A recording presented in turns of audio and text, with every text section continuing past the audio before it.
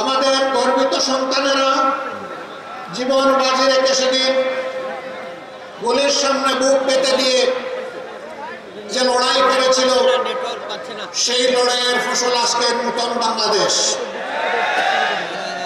তাদের এই ত্যাগ এবং কোরবানির কারণে, তাদের সাথে গোটা জাতির সংহতি প্রকাশ করার কারণে, তাদের পাশে দাঁড়িয়ে লড়াই করার কারণে অসংখ্য শহীদের রক্তের ফোঁটা এবং মুসলমানের চোখের পানির ফোঁটা মহান রবের দরবারে কবুল হওয়ার কারণে আজকে এই নতুন বাংলাদেশ আমরা পেয়েছি। শহীদ আমিরে জামাত মাওলানা মতিউর রহমান নিজামী থেকে শুরু করে সাবেক আমিরে জামাত অধ্যাপক গোলাম আজম এবং কোরআনের পাখি আল্লামা দিলওয়ার হোসেন সাঈদী সহ সকলের প্রতি নির্মম আচরণ করা হয়েছে। তাদেরকে মিথ্যা অভিযোগে সাজানো আদালতে পাতানো সাক্ষী দিয়ে দুনিয়া থেকে তাদেরকে বিদায় করা হয়েছে। তাদের অপরাধ ছিল তারা দেশকে ভালোবাসে, তাদের অপরাধ ছিল দেশের মানুষকে তারা ভালোবাসে, তাদের অপরাধ ছিল তারা একটি দুর্নীতিমুক্ত একটি সুষম বাংলাদেশ তারা দেখতে চেয়েছিলেন। তারা দেখতে চেয়েছিলেন একটি মানবিক কল্যাণ রাষ্ট্র। এটাই তাদের অপরাধ। যারা চুরি চামারি ডাকাতি করে, যারা গুম দর্শনের সাথে সরাসরি জড়িত, যাদের কুৎসিত কাহিনী প্রতিদিন মিডিয়া এবং পত্রিকার পাতা ভরে যেত, তারা এই সমস্ত ভালো মানুষগুলোকে সহ্য করতে পারে নাই। তারা চেয়েছিল তাদের মতো সারা বাংলাদেশের মানুষ খারাপ হয়ে যায়। রাজনৈতিক দলগুলো জনগণের সাথে তাদের মতো প্রতারণা করুক, ধোঁকাবাজি করুক, মানুষের জীবন ইজ্জত আর সম্পত্তি টানাটানি করুক। বাংলাদেশ জামাত ইসলামী আল্লাহকে ভয় করে বলেই এই সমস্ত কুকর্মের সাথে জড়িত ছিল না।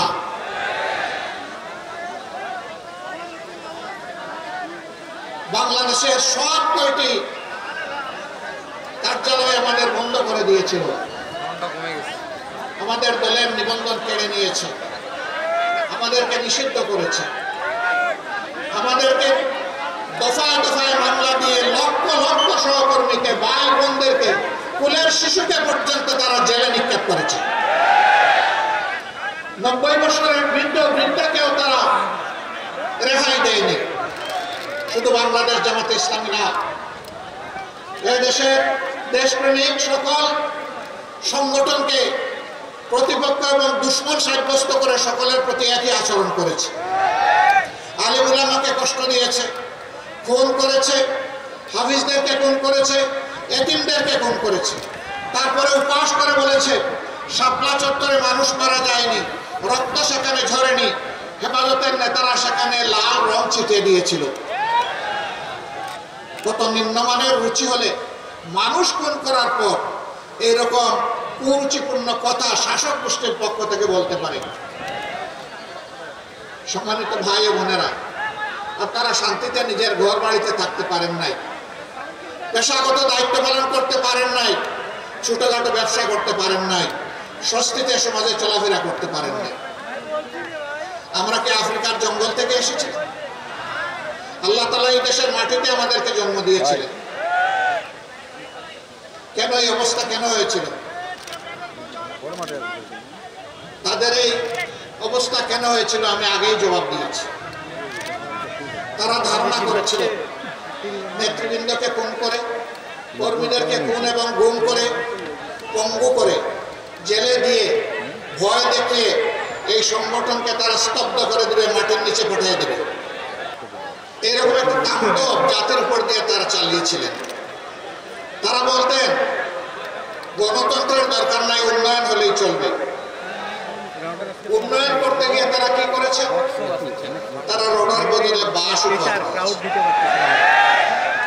সিমেন্টের সাথে ছাই মিশিয়ে দিয়েছেন। এখন আসে শয়তানি। বাংলাদেশ থেকে লক্ষ কোটি টাকা, 26 লক্ষ কোটি টাকা চুরি করে বিদেশে পাচার করেছে।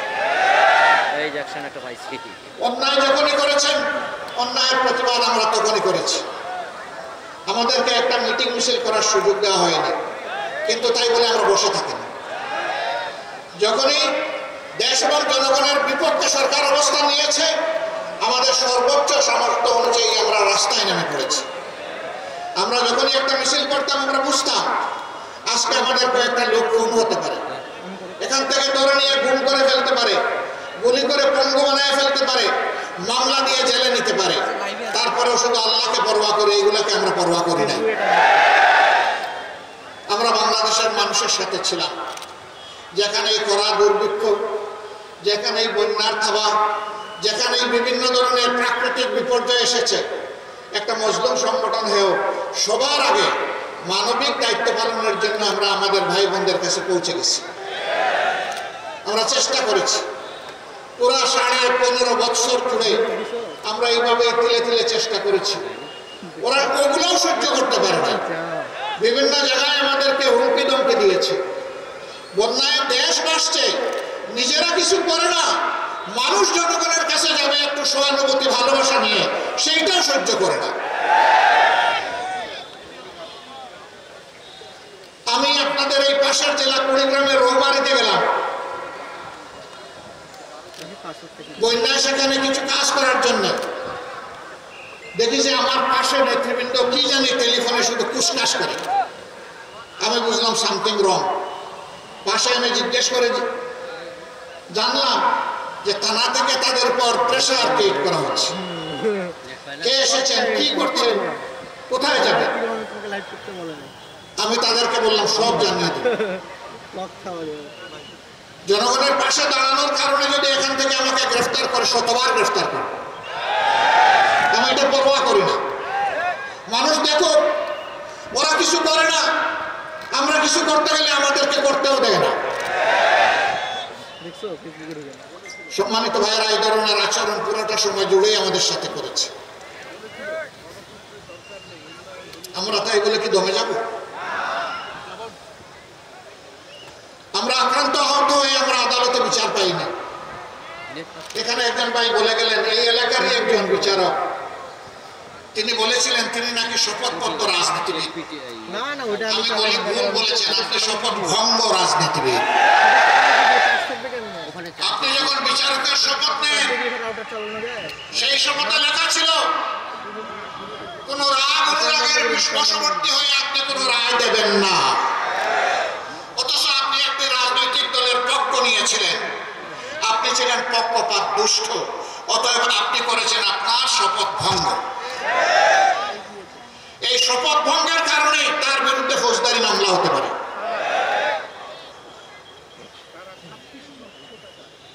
এইভাবে তারা বিচার বিভাগকে ধ্বংস করেছে, নির্বাচন কমিশনকে বশীভূত করেছে, গোলাম বানিয়েছে। বাংলাদেশের মানুষকে তারা চেয়েছিল তাদের গোলাম বানাতে। আল্লাহ তাআলা আমাদেরকে মুক্তি দিয়েছে। অতীতে যারা আমাদের বিরুদ্ধে ষড়যন্ত্র করে, আঘাত দিয়ে, কষ্ট দিয়ে মনে করেছিলেন এই দেশটাকে নিশ্চিহ্ন করে দেবেন, আমি মহান আল্লাহর উপর ভরসা করে তাদেরকে জানাতে চাই, যত ষড়যন্ত্র করবেন, যত আঘাত দিবেন, আল্লাহ তাআলা এই সংগঠনকে তত বেশি আজ্ঞা দিবেন। কারণ আমরা মানবতার জন্য কাজ করি, আমাদের একটা মানবিক হৃদয় আছে, হার্ট আছে। এখানে একজন হিন্দু ধর্মের সম্মানিত নেতা ভাই, একটা কলেজের তিনি অধ্যক্ষ ছিলেন। একটা বাংলাদেশে আমরা বসবাস করতে চাই, যেই বাংলাদেশে আমাদেরকে আর আতঙ্কে থাকতে হবে না। আমি তাদেরকে বলি, কারা আতঙ্ক মুক্ত বাংলাদেশ দিতে পারবে সেই দলটাকে খুঁজে বের করুন। যারা এই 54 বছর আপনাদের জমি জমা অবৈধভাবে দখল করে নাই, আপনাদের সম্পদ লুণ্ঠন করে নাই, আপনাদের ইজ্জতের উপরে হাত দেয় নাই, সেই দলকে ইনশাআল্লাহ আপনারা খুঁজে পাবেন। একটু বিবেক দিয়ে, বিবেকের চক্ষু দিয়ে দেখলেই পেয়ে যাবেন। আমি খুব দূরে যাব না, এখন তাকে মাত্র 6 মাস পেছনে যাব। 5 আগস্ট এই দেশে একটা যুগান্তকারী পরিবর্তন হয়েছে। কেউ বলছে গণবিপ্লব, কেউ বলছে গণ অভ্যুত্থান, যে যেভাবেই বলো। আমরা প্রথম দিন থেকে সচেতন ছিলাম, একটা কুচক্রী মহল, বরাবর যাদের খাসলত খারাপ, তারাই আবার সমাজে একটা বিশৃঙ্খলা সৃষ্টি করতে পারে। এই জন্য আমরা আমাদের প্রিয় সহকর্মী এবং দেশবাসীদেরকে আহ্বান জানিয়েছিলাম, অনুরোধ করেছিলাম, মেহরবানি করে ধৈর্য ধরুন, শান্ত থাকুন, শৃঙ্খলা প্রতিষ্ঠায় সহযোগিতা করুন। এর আগে ওবায়দুল কাদের সাহেব কয়েকবার বলেছেন, আওয়ামী লীগ ক্ষমতা থেকে বিদায় নিলে তাদের রাজনৈতিক প্রতিপক্ষের হাতে 2 দিনের ভিতরে ক্ষমতা থেকে পালানোর বা বিদায় নেওয়ার 2 দিনের ভিতরে তাদের 5 লক্ষ নেতাকর্মীকে খুন করা হবে। তাদের 5 লক্ষ নেতাকর্মী খুন হয়েছে? 550 5 জন। কেন হয় না? এই কারণে তাদের হাত মানুষের রক্তে লাল থাকতে পারে, তাদের চোখ খুনের নেশায় সব সময় মাতাল হতে পারে, কিন্তু বাংলাদেশের জনগণ তাদের মতো নয়। এদেশের জনগণ তাদের দেশকে ভালোবাসে, তাদের মাটিকে ভালোবাসে, এই জন্য দায়িত্বশীলতার পরিচয় দিয়েছে। এরপরে মাঝে মধ্যে 2-1টা খুনের ঘটনা ঘটেছে, আমরা ওগুলো নিন্দা করেছি, বিচার দাবি করেছি। আমরা চাই না বিনা বিচারে যে দল ধর্মের মানুষ একজন মানুষকে হুকুম করা হোক। কেউ দোষী হলে বিচারের মাধ্যমে হবে, তবে অবশ্যই বিচারের নামে অবিচারের মাধ্যমে না, সুবিচারের মাধ্যমে। কেউ যদি অপরাধ করে তাকে শাস্তি দিতে হবে। বিগত সরকার সুবিচারকে নির্বাসনে পাঠিয়েছিল, এই জন্য এই বিচারপতিরা দম্ভ করে বলতে পেরেছিল যে আমরা শপথবদ্ধ রাজনীতিবিদ। এই কথার যারা প্রতিবাদ করেছিল সেই আইনজীবীদেরকে পরবর্তী পর্যায়ে হেনস্থ করা হয়েছে, অথচ এই আইনজীবীদেরকে পুরস্কৃত করার কথা ছিল। সম্মানিত ভাই ও বোনেরা, এরা বরাবর বলে আসছে সাম্প্রদায়িক বাংলাদেশ নয়, অসাম্প্রদায়িক বাংলাদেশ গড়তে চায়। যারা অসাম্প্রদায়িক বাংলাদেশ গড়বে তারা কেন বিভিন্ন সম্প্রদায়ের মানুষের জায়গা জমি দখল করে? এরা কেন লুণ্ঠন করে? এরা কেন ইজ্জতের উপরে হাত দেয়? এরা কেন আমাদের এই সমস্ত ভাই বোনদেরকে তাদের ভিটামাটি থেকে উচ্ছেদ করে? এরা অসাম্প্রদায়িক বাংলাদেশের প্রবক্তা নয়, বরঞ্চ এরাই হচ্ছে বাংলাদেশের স্বীকৃত ডাকাত। আমরা বর্তমান সরকারকে বলি অনেক সংস্কার করার ব্যাপারে আপনারা হাত দিয়েছেন, যতটা সম্ভব করুন, তবে আরেকটা বিষয়ে হাত দেন। একটা নিরপেক্ষ সরকার এটা পারবে, দলীয় সরকার হয়তো এটা করবে না। গত 54 বছরে বাংলাদেশে বিভিন্ন ধর্মের মানুষ যাদের হাতে নির্যাতিত হয়েছে, যাদের উপর জুলুম করা হয়েছে, সেটা খুন, ধর্ষণ, লুট, দখল যাই হোক, চাঁদাবাজি হোক, এদের নামের কালো তালিকা প্রকাশ করে দেন। এরা কারা? জনগণ এদেরকে চিনে নেব। কোনো জায়গায় কোনো কিছু ঘটলেই সাথে সাথে জামাতে ইসলামীকে দোষ দেয়, এটা এদের বদ হাসলত। এরা জাগরণেও জামাতকে ভয় পায়, এরা ঘুমের মধ্যেও জামাতকে ভয় পায়, জামাতের নীতি আদর্শকে ভয় পায়। এই ভয়ের জায়গা থেকে তারা ঘায়েল করতে চায় আমাদেরকে। কিভাবে ঘায়েল করতে চায়? নিজেরা অপকর্ম করে তার দায় আমাদের উপরে চাপায়। বলবে যে প্রমাণ কি? মাত্র 2টা প্রমাণ দেয় উত্তরবঙ্গ থেকে, বেশি দেওয়ার দরকার নেই।